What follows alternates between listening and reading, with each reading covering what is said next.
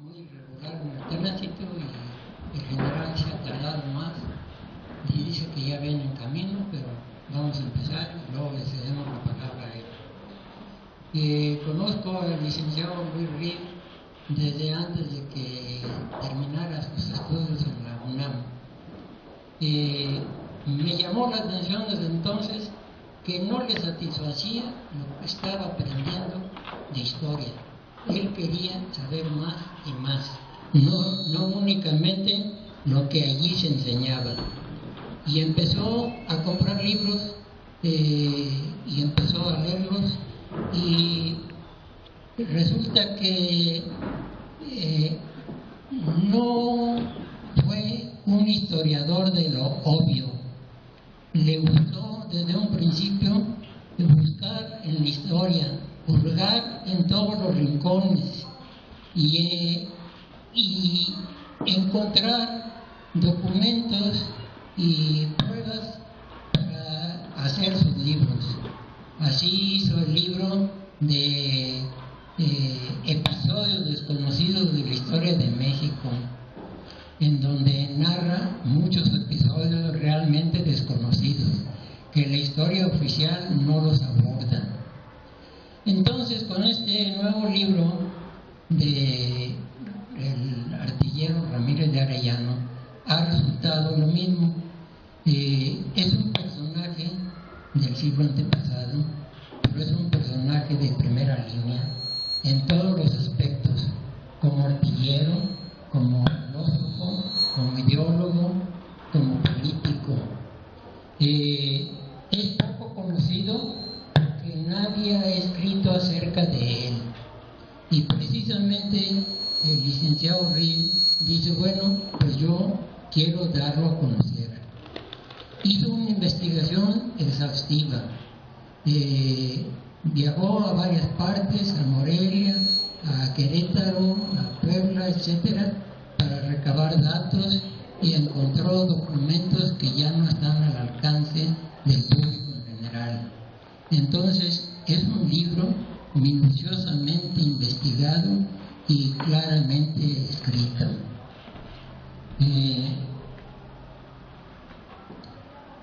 Así ha escrito él varios libros, otro sobre Colón, otro sobre el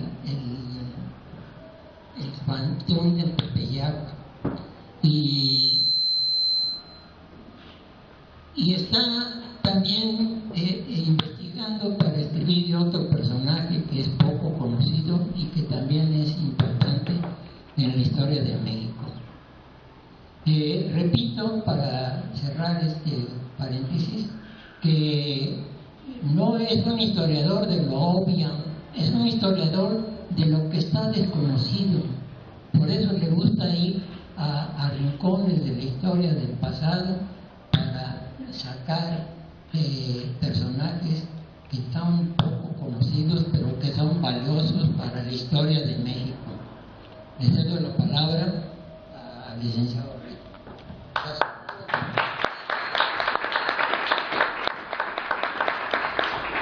Perdón, yo prefiero estar de pie para hablar.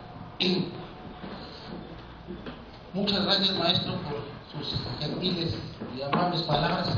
Se ve que es usted mi amigo. Agradezco profundamente la presencia de todos ustedes en este acto de presentación de este libro que lleva por título El artillero de Maximiliano. ¿A qué me refiero yo con esto, el artillero de Maximiliano? Al general de brigada Manuel Ramírez de Arellano, un personaje prácticamente desconocido en la historia de México, y como bien dice don Salvador, que a todas luces, ya investigándolo, resulta en extremo importante. ¿Por qué quise yo escribir, o de dónde nace mi interés sobre Manuel Ramírez de Arellano? Muy simple, porque escudriñando a lo largo de mi vida multitud de textos históricos y documentos de toda índole referentes a nuestro devenir histórico, me di cuenta que en muchas oportunidades se mencionaba en el contexto de la historiografía mexicana del siglo XIX al general Ramírez de Arellano, artillero, amigo íntimo del general Miguel Miramón, y aparecía pues este general en distintas batallas, como autor y pronunciador de diversos discursos, como defensor de la Plaza de Morelia en 1863, ahorita me referiré yo a eso, y finalmente como uno de los generales del imperio que estuvieron al final con Maximiliano en el sitio de Querétaro en 1867. De ahí, pues, repito, nació mi interés por este personaje, o dicho de otra manera, yo ya sabía, entre comillas, quién era Arellano, pero no lo conocía yo a fondo, y de ahí, pues, el interés de conocerlo a fondo. Hubo por ahí un amigo que curiosamente me dijo: ¿para qué te ocupas de alguien desconocido? Le dije: pues precisamente por eso, porque es desconocido, hay que darlo a conocer. Precisamente por eso. Bueno, a la luz de los documentos, ya inmerso yo en la investigación sobre el general Arellano, me percaté nítidamente de la importancia que había tenido en el siglo XIX, concretamente entre los años 1855-1867, que son los 12 años que marcan un parteaguas en la historia de México, porque son los que comprenden la Reforma, la intervención francesa y el imperio de Maximiliano. Y el Arellano que se me reveló a la luz de la bibliografía desconocida, a la luz de los folletos desconocidos del siglo XIX, a la luz del archivo militar del propio Arellano y a la luz de sus propios documentos manuscritos, pues me resultó un personaje que, si yo consideraba importante, resultó a la postre no solamente importante, sino de extraordinaria importancia. El hecho de que haya sido desconocido hasta la fecha no quiere decir que no haya sido importante. Lo que pasa es que nadie se había ocupado de él, pero ya viéndolo en el panorama de su actuación militar y política, pues queda revelado un individuo con unas características muy peculiares y de las cuales pues, me referiré a continuación. Bien, esa es pues la importancia del individuo biografiado por un servidor, que es el general Arellano. Manuel Ramírez de Arellano nació el 20 de septiembre de 1831 en la Ciudad de México. Él tenía exactamente la misma edad que Miguel Miramón, a quien todos ustedes conocen, porque sé que todos ustedes son entusiastas de la historia de México. Al igual que Miramón, Ramírez de Arellano fue alumno, fue cadete del Colegio Militar en Chapultepec, y entabló con Miguel Miramón desde la pubertad, 14 años, 15, una amistad estrecha, fraternal, íntima, que solo concluyó con la muerte de Miguel Miramón en Querétaro en 1867. Ahí iniciaron la amistad y perduró pues hasta la muerte de Miguel. Ambos, Miguel y Manuel, recibieron su bautizo de fuego el 13 de septiembre de 1847 en Chapultepec, frente al invasor estadounidense.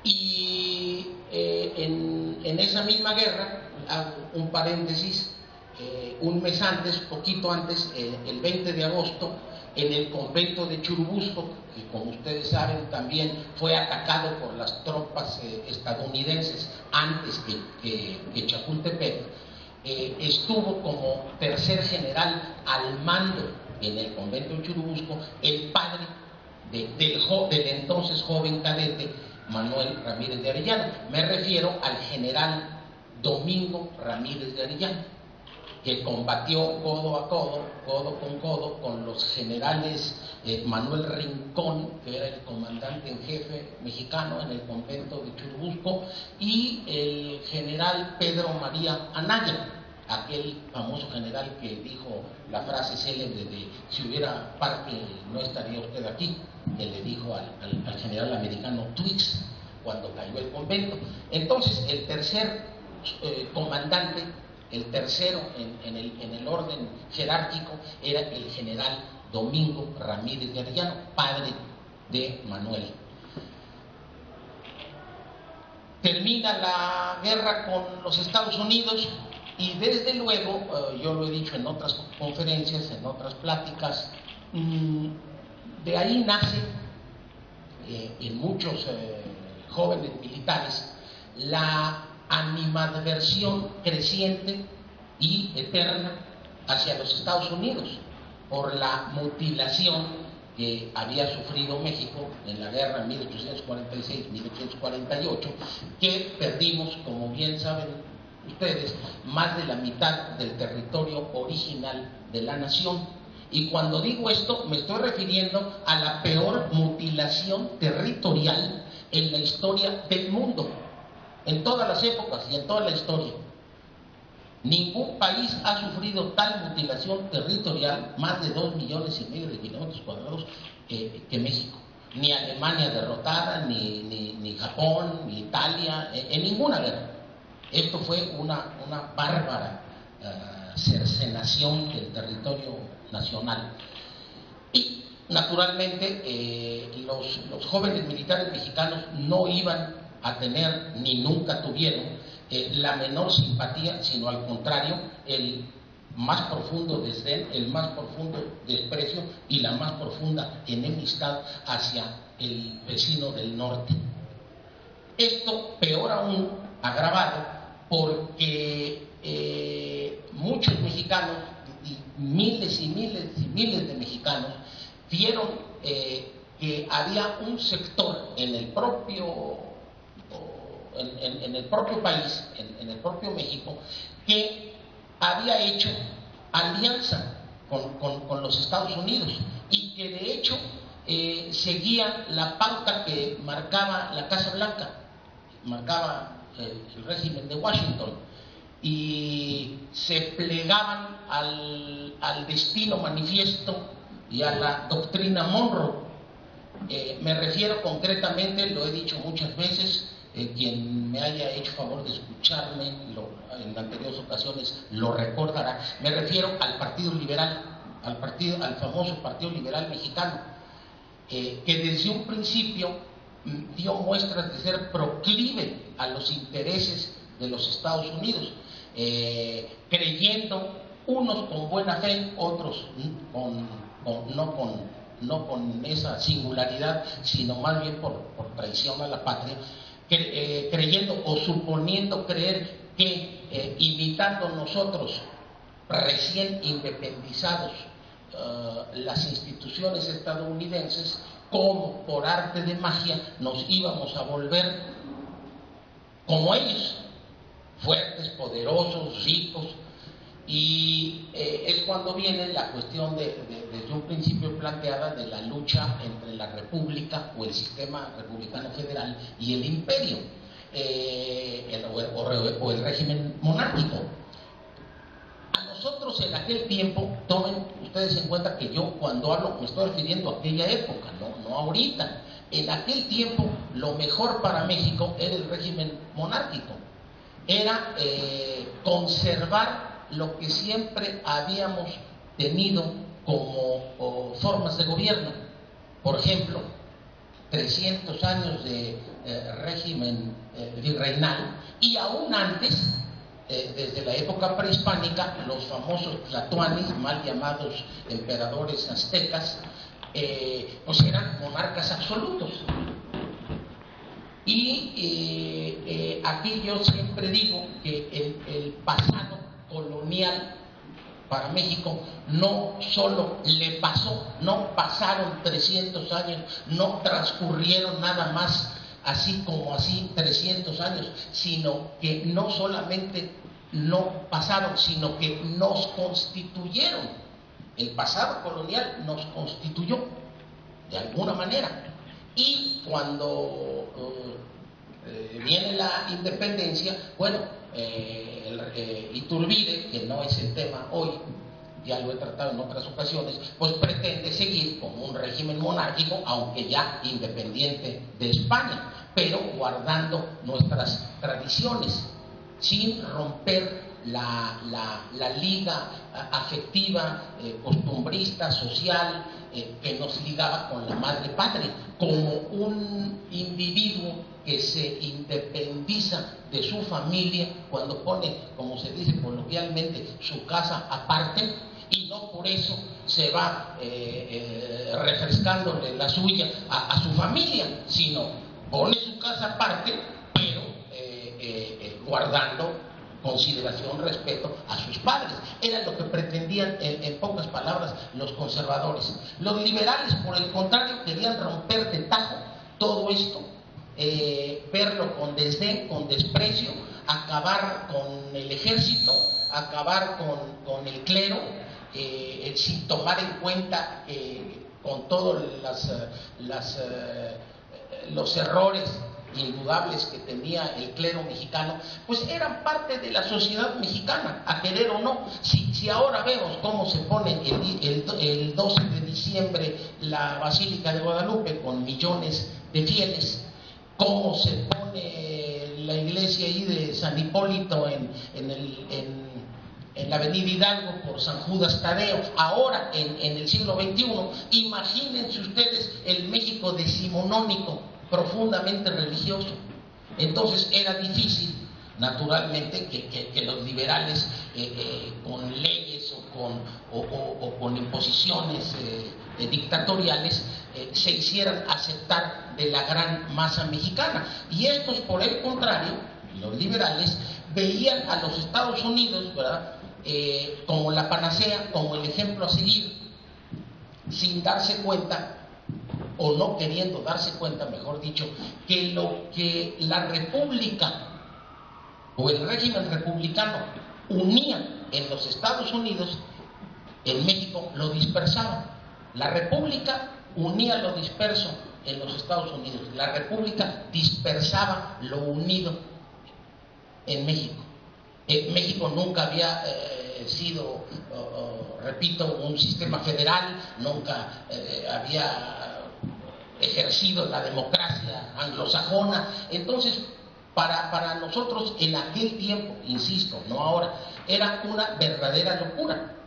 Y eso da como resultado una serie de luchas civiles, de contiendas fratricidas, a cual más de sangrientas.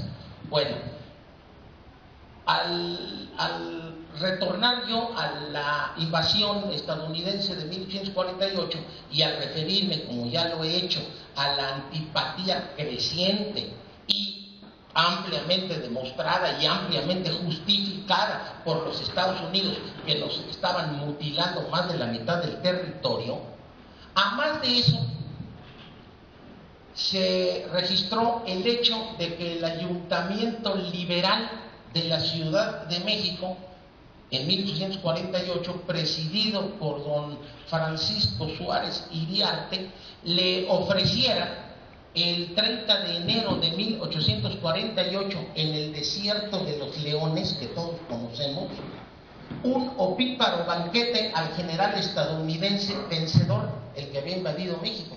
Me refiero al general Winfield Scott. Ahí se brindó por la derrota de México los liberales mexicanos. Jalaron al general Scott: mi general, le van a echarse unos alcoholes aquí, como no, pásele.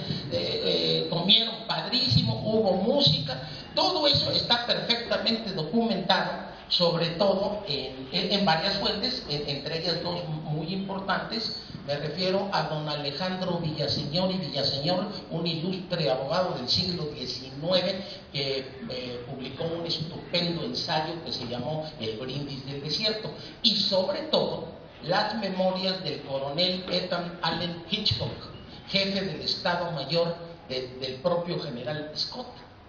Él refiere ahí cómo los liberales puros, cuando se dice liberales puros, me refiero a los liberales radicales, le ofrecieron ese banquete a Scott con Suárez Iriarte a la cabeza, y en ese banquete estuvo también como miembro del ayuntamiento don Miguel Lerdo de Tejada, futuro héroe, ahora inscrito en letras de oro en el Congreso de la Unión y que después fue ministro de Juárez. Eso lo trato ampliamente en otro libro que se llama Al servicio del enemigo de México, que por ahí está también. La verdad sobre Juárez y el Partido Liberal. Bueno, ¿esto a qué nos lleva? A la polarización de lo que estoy diciendo, de ambas posturas, los liberales por acá, enamorados de los Estados Unidos, y los conservadores que ven con terror, que ven con horror el desmembramiento de México y la condenable alianza de los liberales mexicanos con el régimen de Washington. Los liberales puros, que siempre se caracterizaron por eso, yo nunca supe, que lo he dicho en otras ocasiones, por qué se les llamaban liberales puros. Sería porque eran puros hijos de no sé qué, pero así se les llamó. Y los liberales puros por acá y los liberales puros por allá. Bueno, para la década de 1850, pues están muy definidos los dos partidos, liberal, conservador. No olviden ustedes que desde que México se creó como República Federal, o se instauró la República Federal, se llamó a partir de entonces y hasta la presente historia oficialmente, porque México no se llama México, se llama Estados Unidos Mexicanos. No, claro, en imitación a los Estados Unidos de América. Esa es la verdad del asunto, ¿verdad? Y la Constitución Federal del 3 de octubre de 1824, que fue la primera Constitución Federal, pues no pasó de ser sino una imitación de la Constitución estadounidense. Entonces, a lo que voy es que pues estaban pues perfectamente delineados ambos bandos. Miramón, Manuel Ramírez de Arellano, Leonardo Márquez, Luis G. Osorio, el indio Tomás Mejía, y muchísimos más destacados y distinguidos militares que habían luchado en Monterrey contra el invasor, que habían luchado en La Angostura, que habían luchado en Molino del Rey, que habían, y en todas las batallas del Valle de México, que habían luchado en Chapultepec. ¿Cómo quieren ustedes suponer que ese núcleo militar nacionalista estuviera o tuviera la menor simpatía o albergara la menor simpatía hacia los liberales, que eran exactamente lo contrario? De ahí pues crece esta animadversión y todo va a concluir o va a desembocar, mejor dicho, va a desembocar en la famosa guerra de Reforma, o guerra de 3 años, que tuvo efecto entre 1858 y 1860. Esta guerra de Reforma se dio como consecuencia de una serie de leyes reformistas instauradas por los regímenes liberales de Juan Álvarez y de Ignacio Comonfort. Entre otras leyes, la ley Juárez de noviembre de 1855. Naturalmente me estoy dando algunos saltos porque es imposible en una pieza oratoria relativamente breve abarcar todo esto, ustedes me comprenderán. En noviembre de 1855 se da la Ley Juárez, que implica la supresión del fuero militar y del fuero eclesiástico y la comparecencia de sacerdotes ante la justicia civil. Y luego también se da la Ley Lerdo, aquel que había brindado con el invasor americano en el Brindis del Desierto, la Ley Lerdo de 25 de junio de 1856, que es la desamortización de los bienes eclesiásticos. Los liberales despojaron a la iglesia, los liberales despojaron a los indios, porque la iglesia arrendaba muchas tierras y atendía muchos hospitales. Y lo único que hicieron con esta ley Lerdo fue causar un cataclismo económico, dejar en la miseria a miles de personas y fomentar el latifundismo, porque unos cuantos se apoderaron de todas aquellas dilatadas extensiones de terreno y luego eso dio origen entre otras cosas, a la Revolución Mexicana, el latifundismo excesivo que había en 1910, de manera que todas las leyes reformistas provocaron entre 1855 y 58 un cataclismo económico y peor aún un cataclismo social y político y militar.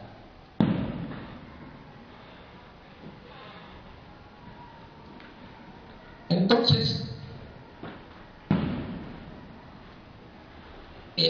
para estas épocas, Manuel Ramírez de Arellano y todos los que acabo de mencionar, pues estaban en el Partido Conservador, se levantaron varias veces en armas. Hubo dos sitios terribles en Puebla en 1856, a principios y a fines. Cuando Comonfort sitió Puebla dos veces, fue un derramamiento terrible de sangre, unas cruentas batallas, y luego en el Cerro de la Magdalena, cercano a Querétaro, en enero de 1857 se dio otro enfrentamiento, y en ese enfrentamiento el general coronel entonces Luis Gonzaga Osoyo, que era un muchacho entonces de 27 años, perdió el brazo derecho, que le voló la bala de un cañón, le despedazó el brazo así. Se le llamó desde entonces el Manco de la Magdalena, y se fueron registrando varios acontecimientos de ese tipo, a cual más de sangrientos. En todos estos, que no me puedo detener a enumerar, estuvieron tanto Miguel Miramón como Manuel Ramírez de Arellano, que entonces eran capitanes o tenientes coroneles, en fin, y ambos tenían, ya lo dije hace un rato, la misma edad, para esas épocas 24 años, 25, eran unos escuincles, verdaderamente. Y finalmente viene la guerra de reforma, provocada ya o culminada por la promulgación de la Constitución Liberal del 5 de febrero de 1857, que promulgó el propio presidente de la República, Ignacio Comonfort, y que fue el primero que la desconoció. El propio Comonfort, él se da un golpe de Estado por medio del cual él, que había jurado la Constitución Liberal, la desconoce, sigue al mando del país, pero ya sin la Constitución del 57, y claro, esto causa un disgusto entre los liberales, que era el partido de Comonfort, era el propio partido de Comonfort. Luego Comonfort quiere enderezar o regresar sobre sus pasos, ya no puede, entonces ya no creen en él ni liberales ni conservadores, deja el poder, y entonces quedan perfectamente delimitados los dos bandos que se van a hacer pedazos en los próximos 10 años. El Partido Liberal, con Benito Juárez a la cabeza, y el Partido Conservador y el Ejército Conservador, que no era el Ejército Conservador, era el Ejército Mexicano, era lo que se llamaba el Antiguo Ejército Permanente, con el general Félix Zuloaga a la cabeza, y después con el general Miguel Miramón. En esas épocas, 1858, el general Osoyo, a quien ya me referí, que perdió el brazo, murió de tifoidea a los 30 años de edad. Una tifoidea que ahora pues se quita uno con un antibiótico, ¿verdad?, en la farmacia, que en aquel tiempo no había y que era una enfermedad mortal. Se queda realmente Miramón al frente de la administración pública, tanto militar como políticamente, secundado, eso sí, por buenos militares, entre ellos Arellano. Y la participación del general Arellano en la guerra de reforma, pues es en algunas batallas, pero sobre todo su participación es en cuanto orador cívico, en cuanto ideólogo, en cuanto promotor, de las ideas del Partido Conservador. Y así vemos que Arellano habla con motivo de la muerte de Osoyo, una pieza oratoria en la Alameda Central. Luego habla el 27 de septiembre de 1858 y el 59 también, por el aniversario de la consumación de la independencia de México. Entonces se convierte Arellano en un vocero, si no oficial, sí oficioso del Partido Conservador. No puedo alargarme demasiado, insisto, pero pues trato de tomar la panorámica lo más rápidamente posible. Termina la guerra de reforma con la derrota conservadora, porque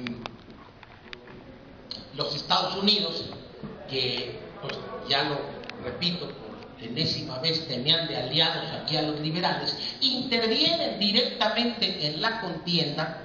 Y el 6 de marzo de 1860 aprenden los buques yanquis Wade, Indianola y Saratoga a la Armada Mexicana, compuesta de dos buques, el general Miramón y el Marqués de La Habana, que iban a impedir la huida a Juárez en Veracruz. Entre tanto, Miramón atacaba por tierra. Por cierto, que Ramírez de Arellano lo acompañó en esa campaña y escribió una extraordinaria crónica de aquel primer sitio de Veracruz en 1859, febrero, marzo, abril de 1859.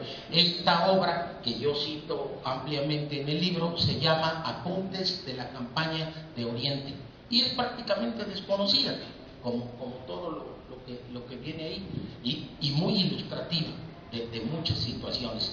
Termina la guerra de reforma con el triunfo liberal patrocinado por los Estados Unidos. Se consolida aparentemente la república y luego viene, me estoy yendo rápido, viene la intervención francesa, porque los conservadores se hacen esta pregunta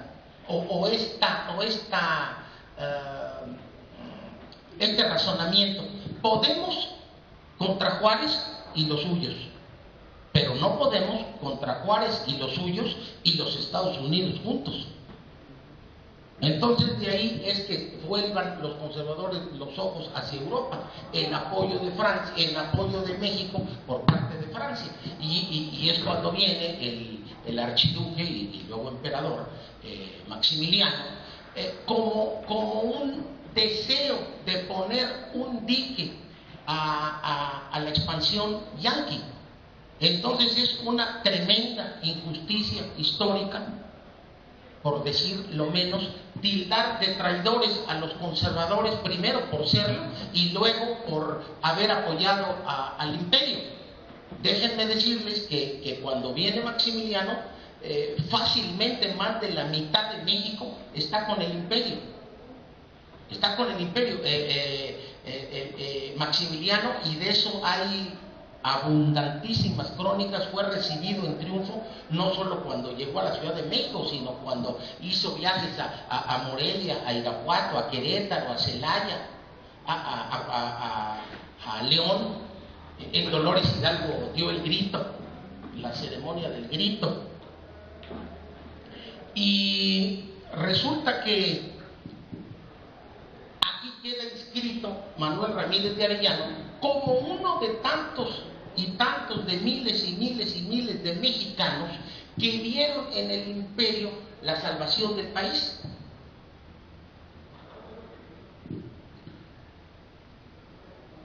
Para esto, Maximiliano comete graves errores, sigue él una política liberal en desacuerdo con quienes lo habían traído, y eso le enajena muchas simpatías, desgraciadamente. Comete el gravísimo error de desterrar a dos generales que fueran importantísimos, que fueron el general Leonardo Márquez y el general Miguel Miramón. A uno lo manda a Tierra Santa, a Jerusalén, y a otro lo manda a Prusia. Entonces, en un espíritu, o pretendiendo un espíritu Maximiliano de reconciliación de liberales y conservadores, él como emperador, como árbitro de esa contienda, pero en un afán conciliador. Nada de eso le podía ser, era una óptica equivocada. En la época del imperio, los republicanos o liberales atacaron Morelia, que estaba en manos del imperio, y en esa defensa de Morelia se distinguió enormemente el entonces coronel Manuel Ramírez de Arellano. Morelia fue atacada por un general que se llamaba José López Uraga, entonces republicano. Luego se pasó al imperio, José López Uraga, pero antes había estado con la República. Atacó violentamente Morelia con más de 10,000 hombres, y el general Márquez, que era el comandante militar en Morelia, no disponía de más de 5,000, y su jefe de artillería era Arellano. Entonces encontré documentos que desde luego cito muy puntualmente en este libro, sobre la defensa de Morelia, y ahí se percata uno de la enorme contribución de Arellano a la defensa y al sostenimiento no solo de la plaza de Morelia, sino a que permaneciera Morelia en poder del imperio hasta la caída de Maximiliano. De ahí la importancia del triunfo imperial en Morelia. Se preservó esta ciudad gracias a la artillería de Arellano, la manera en que la manejó, muy diestro, muy técnicamente dotado. Él mismo se encargaba de disparar personalmente los cañones, aparte de tener, claro, a toda la artillería bajo su mando.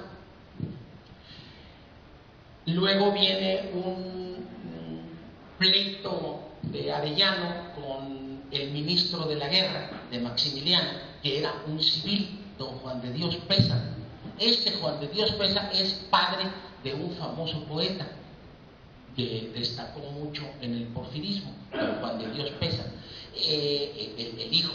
El padre era un oscuro funcionario con goces amargos, con resentimientos de envidia hacia la figura de Arellano, y no les voy a relatar todo, desde luego, pero hubo un problema grave entre Arellano y el ministro de la guerra, y Arellano, entonces un coronel nada más, tuvo los pantalones suficientes para enfrentarse a don Juan de Dios Peza en un tribunal, y dio ahí muestras galanas de conocimientos de jurisprudencia, de conocimientos de leyes, de conocimientos del derecho y de la historia y de la filosofía del derecho, impensables en un militar no dedicado a eso, porque era un coronel del arma de artillería,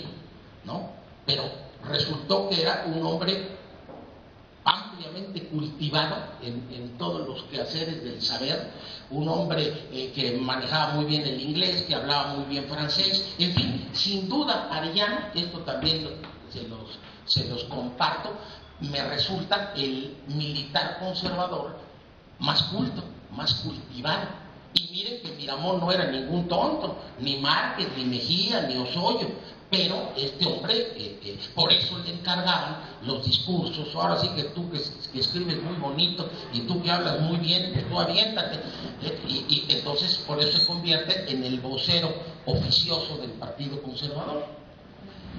Bueno, finalmente voy a aterrizar en el famosísimo sitio de Querétaro, que es el último episodio del imperio de Maximiliano. Ahí se encierran al principio no más de 7-9 mil soldados imperiales, acosados por más de 20.000 republicanos, para esto ampliamente pertrechados por los Estados Unidos, con rifles que todos hemos visto en las películas del oeste, de esos rifles Mississippi y Sharp de repetición automática que las tropas imperiales no tenían. Ahí, en el sitio de Querétaro, Arellano da muestras de una sapiencia militar a toda prueba, de un valor, de una lealtad y de una nobleza a toda prueba. Y realmente, cuando se habla del sitio de Querétaro, aquí digo yo, doy una nueva interpretación del sitio de Querétaro, porque todos hablan, y qué bien que así se haga, de la valentía y de la competencia que tenían generales como Ramón Méndez, como Miguel Miramón, como Tomás Mejía y otros más. Pero resulta que eso hubiera sido imposible de sostener, el sitio de Querétaro, la circunvalación de la plaza como anillo de acero, sin el concurso del jefe de la artillería, que era Arellano. ¿Por qué? Porque Arellano, ya sin municiones, se las ingenió de tal manera, de tal suerte, que nunca le faltaron ni balas de cañón, ni proyectiles para los fusiles y para los morteros al ejército imperial. Él improvisó una maestranza, mi general, para hacer armas, y les puso, desprendió del techo, desprendió del teatro hoy conocido como la República, en aquel tiempo el Teatro Iturbide, desprendió el techo que era de plomo para fundir proyectiles, para hacer balas. Entonces los sitiados en Querétaro padecieron hambre, sed, sobre todo, pero nunca padecieron, cosa rarísima en una plaza sitiada, carencia de municiones, gracias al ingenio de Arellano. No solo eso, sino que el 24 de marzo de 1867, el general Escobedo, que era el sitiador, acometió violentamente la plaza, y con un número enorme de efectivos. ¿Y saben quién detuvo a los defensores en una posición que se llama la Casa Blanca? Arellano. Personalmente, su caballo fue herido, quedó a pie, y él se puso a disparar los cañones y causó una matanza terrible entre las tropas republicanas, y los hizo retroceder. Ese mismo día, 24 de marzo, se celebró una ceremonia para festejar ese triunfo parcial de los imperiales, y ese mismo día el emperador ascendió a general al coronel Manuel Ramírez de Arellano. Todo esto que yo les estoy platicando, pues así muy rápidamente, viene debidamente y puntualmente reseñado ahí. Finalmente, la plaza no pudo ser tomada por asalto, sino por traición, por la traición del coronel Miguel López, que les dio entrada a los republicanos en el convento de la Cruz, el punto más importante del dispositivo de defensa imperial, y por ahí penetraron la madrugada del 15 de mayo de 1867. Entraron los republicanos intempestivamente y sorprendieron a muchos oficiales, a muchos soldados. Arellano estaba en paños menores, naturalmente, durmiendo, lo despierta el ruido, él salta por distintas azoteas, es una fuga novelesca o peliculesca o hollywoodesca, como quieran ustedes nombrarla, va saltando, escapando de los republicanos que lo buscan, como buscaban a todos los demás. En una de esas, una partida republicana lo detiene, pero no lo reconoce. Entonces él les ofrece, pues de mordida, cosa rara en México, les ofrece un reloj que llevan y unos centavos y lo dejan ir. Y luego vuelve a caer en manos de otra partida republicana y les dice que es un oficial subalterno, y por fortuna cayó en manos de patrullas de tropas irregulares, mi general, no de las tropas regulares de la República, que sí lo hubieran reconocido, seguramente. Entonces vuelve a su antiguo sitio, porque ya lo habían cateado los republicanos, creyendo Manuel Ramírez de Arellano que ya no van a volver a ir los republicanos, pero resulta que sí volvieron. Y vuelve a saltar otra vez las azoteas, se desprende a la casa de unos señores Soto, de apellido, y luego se van los republicanos y retorna al sitio original, esperando que ahora sí ya no regrese. Finalmente se escabulle en las sombras de la noche y va a dar a casa de una familia que le da albergue y le da comida, mientras van cayendo inexorablemente Maximiliano preso, va cayendo Miramón. Maximiliano esperaba a Miramón, pero Miramón, cuando viene la toma de la ciudad, sale porque no sabe, como se dice coloquialmente, ni qué onda, dispara, le disparan a él, le medio hieren el rostro y lo hacen prisionero finalmente. Entonces pues va cayendo, y los generales que se esconden son Arellano y el general Ramón Méndez. El general Ramón Méndez se había escondido en un sótano, ¿verdad? Y cuando cae la ciudad, el general Escobedo dicta un bando por medio del cual exige que todos los que se hayan escondido, sobre todo generales, se entreguen. En caso contrario, serán fusilados en caso de ser capturados con la sola identificación de su persona. Arellano, que sabía cómo se las gastaban los liberales, no se entrega, ni Méndez tampoco, pero Méndez, con tan mala fortuna, que a él sí lo descubre en su escondite. Descubren a Méndez, lo llevan con Escobedo, y Escobedo lo manda a fusilar prácticamente de inmediato. Lo único que le conceden al general Méndez, originario de una población de Michoacán, Ario, a un lado de Morelia, lo único que le conceden a don Ramón Méndez es despedirse del emperador, y Maximiliano le dice: sois la vanguardia. Don Tomás Mejía, el indio aquel tan valiente, yo soy biógrafo del general Mejía también, aquel indio tan valiente le dice al general Méndez cuando lo llevan al paredón: don Ramón, espero que sea usted el mismo frente a esta gente como ha sido siempre. No se preocupe, don Tomás, seré el mismo. Y muere con gran valentía don Ramón Méndez. Mientras Arellano, en la fuga que acabo de decir, novelesca, y con otra serie de vicisitudes que ya no puedo mencionar porque sería demasiado prolijo, logra cruzar las líneas republicanas, no sin antes enviarle una carta al emperador preso, donde le dice: yo estoy libre, sé que usted está preso, pero si hay algo que pueda usted, que crea que yo pueda hacer por usted, alguna comisión, alguna cosa, pues dígame. el emperador le contesta que si él recuperara la libertad, que no cree, que pues ya se encontrarán después, que él huya.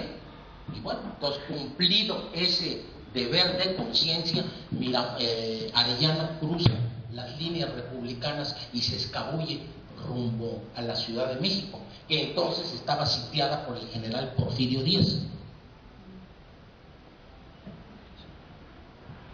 Y en ese ínter, bueno, llega a la Ciudad de México. En el ínter juzgan a Maximiliano, Miramón y Mejía, como todos ustedes saben, el Consejo de Guerra en Querétaro. Y así, el 19 de junio de 1867 convergen tres destinos en el Cerro de las Campanas. El militar criollo, Miramón, esencia de mexicanidad, de valor, de lealtad y de nobleza, que había recibido el bautizo de fuego en Chapultepec en septiembre de 1847, caudillo conservador y presidente de la República. Converge también el rubio príncipe, el descendiente de Carlos V, que quiso redimir de alguna manera a este país, que no lo haya conseguido, ese es otro cantar, y que se portó con valentía extraordinaria, reconocida por tirios y troyanos, Maximiliano, en el sitio de Querétaro. Y finalmente converge también el indio Mejía, de pura raza otomí, bravo, el indio catolicizado, el indio heredero de la esencia española, que no reniega de ella, el indio que era una fiera en el combate y era un cordero con los vencidos por su magnanimidad. Los tres están en el paredón, en el Cerro de las Campanas, aquel 19 de junio. Mexicanos, dijo Maximiliano, ojalá mi sangre selle las desgracias de mi nueva patria. ¡Viva México! Miramón, como si estuviera frente a un contingente militar en sus brillantes días de triunfo, expresó: mexicanos, en el Consejo de Guerra mis defensores quisieron salvar mi vida. Aquí, pronto a perderla, y cuando voy a comparecer delante de Dios, protesto por la mancha de traidor que se ha querido imputarme para cubrir mi sacrificio. Perdono a los autores de este crimen, esperando que Dios me perdone y que aparte de mis hijos tan villana mancha. ¡Viva México! Mejía no dijo nada, tan solo separó el saco que llevaba, tomó el crucifijo que habían puesto en sus manos. Él era un fiel devoto de la Virgen del Pueblito, o sea, la advocación queretana de la Virgen de Guadalupe, y solamente se le escuchó musitar Virgen Santísima. Se dio la voz de fuego y un fogonazo disipó los últimos restos del imperio.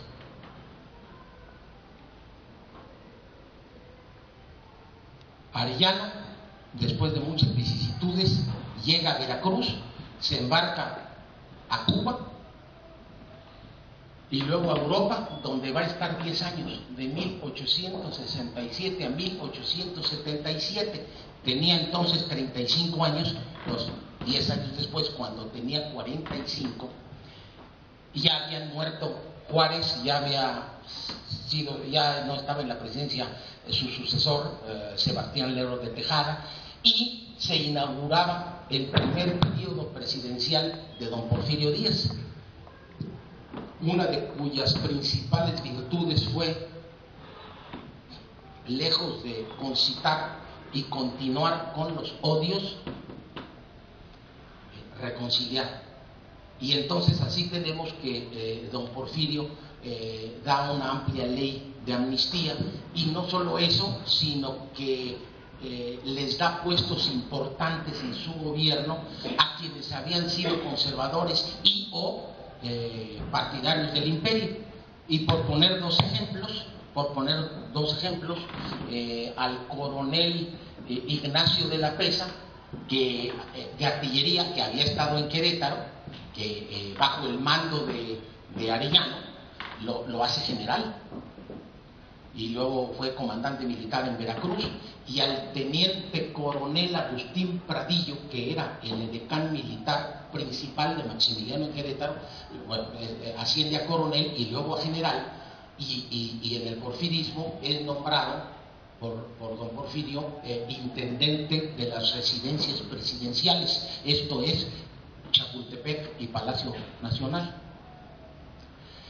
Viendo esa situación, Arellano le envía una carta al general Díaz solicitándole permiso para regresar a México. Había vivido 10 años fuera de su país, expatriado, solo, pues digo, triste, con graves problemas económicos, vivió muy modestamente en Europa. Ya dije yo que dominaba muy bien el francés, escribió algunos artículos en algunos periódicos franceses, hizo algunas traducciones, de eso se sostenía Arellano y de alguna ayuda que le enviaban sus hermanos en México allá. Y cuando don Porfirio le contesta que puede regresar, que no solo eso, sino que se le reconoce como un individuo de primer nivel, que va a tener aquí una posición importante, Arellano enferma, desgraciadamente para él, tiene 45 años, como consecuencia del